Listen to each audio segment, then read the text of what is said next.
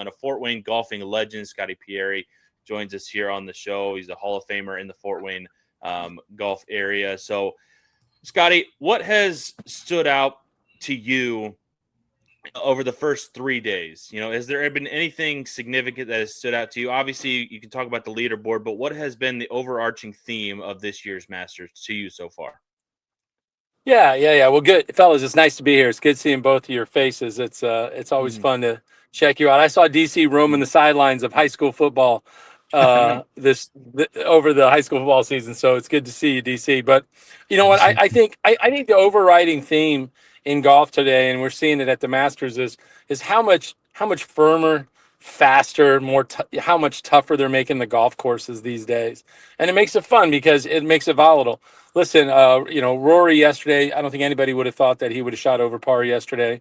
And over par was backing up yesterday. I mean, with guys shooting 7 under and 5 under and him getting run down.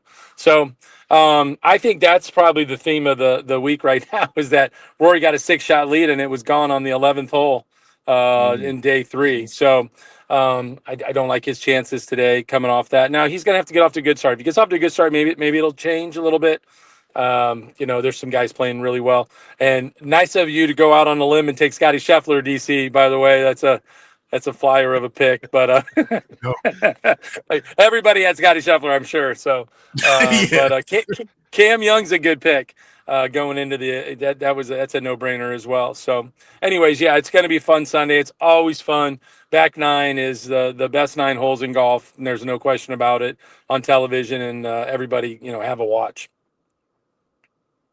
Yeah, I wanted to get your thoughts because I know, like I said when we brought you on, you're more knowledgeable about this than we are. So going in, who were your favorites, and going into today, who do you think are some of the guys to watch today?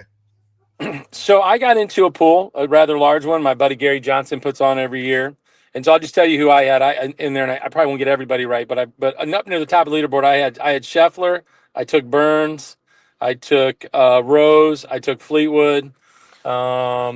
I'm missing somebody big in there I can't think of right now off the top of my head. I didn't have Cam Young. I'm kicking myself for that because I was ready to circle him and I went a different direction. I have McIlroy. So I think it's tough to pick. These picks in golf are way tougher than other sports, in my opinion. But I just kind of look at the guys who are trending well and sort of stick with them, because this game, coming from playing professional golf for a lot of years, you make these guys probably make 80% of their money in about a 3-month window, it seems like. And so when guys get trending right, that's the time to sort of jump on their bandwagon. But I think I thought that Rory had a good chance to repeat. Scheffler is Scheffler. I mean, he's never not on the first page of the leaderboard. And I think today, I think Burns has a good chance today, but I think Cam Young is going to be the guy to beat today. So in your estimation, what in the world happened with Rory yesterday? Well, I mean, listen, it's playing with the lead is a trip sometimes. I've been there several times in some big events, and it really, if you're super aware of your surroundings, you're super aware of the leaderboard, you're super aware of your position in the field.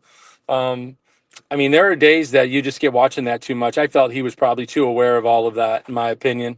If I was coaching him, I think I would have probably encouraged him to try to go out and try to have more of an attitude that I was going to go win the day. Like I was going to go shoot the lowest round of the day and beat the field again and try to extend my lead. I think I probably would have been much more trying to get him in that mindset. I think he got watching the leaderboard too much, and when he hit it in the water on 11 and then hit that bad tee shot on 12, I think he was just had his hands on the steering wheel big time. He was holding on. They were running him down. Obviously, it was not very tough yesterday. There were some really good scores. So if I was coaching him today, I'd say, dude, listen, you got to go win the day today. You got, winning the day. Listen, one of the truths in this game, you guys, that I teach a lot of my students and my competitive golfers is if you're tied for the lead, or if you have the lead going in the last round and you win the day, you win the golf tournament 100% of the time, right? And that's where Rory's at. So I would tell him to go win the day today. Go be the best player in the field. Quit looking at the leaderboard. Quit worrying about your position. Just go out and be the best you can be and go beat the field today and see where that puts you, Yeah, and long before you were a coach, you were a player. And April Fool's Day had me thinking you were pulling a Michael Jordan on me. I thought you, man.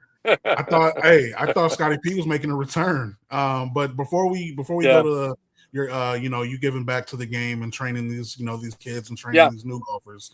You had a great career Yeah. as well. Talk about your career. I know you've Thank won you. some city golf tournaments. Talk about what you've done. Yeah, I mean, I came up. I'm a product of the Shove Park Junior Golf Program. I'm a Muni kid growing up, and I played at Riverbend after I left Shove. Anyways, I was part of a state championship team at Northrop in '84, and then had the chance to go play Division I golf at Ball State. And I was a late bloomer, DC. You know, I didn't really start winning a ton until I got into probably my 30s, and then I sort of went. You know, I sort of took off, but. I had a fun amateur run. I got to win 5 cities and some other stuff, which was fun. But I got to win Indiana PGA when I was a club pro and won a stage at Q School and champions on the Champions Tour. So I've had a lot of fun. I was really blessed and lucky. And, you know, I had a dad who was really, really good about, he wasn't a very good golfer, but he was a baseball coach and he understood sports. And he just always had me sort of, you know, if I had success, he kind of kept me looking forward and not sort of sitting in that. And so I just got an attitude some point in my 30s where I just always kind of would win an event and I'd kind of start thinking about what else I could win.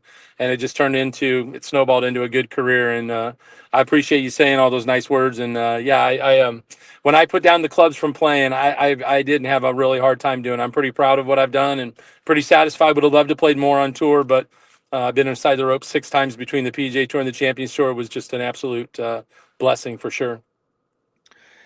Yeah, and now you're using that knowledge that you gained through all that experience and playing on the PGA and Champions Tour. You know, tell us what you're doing nowadays to give back to the game of golf.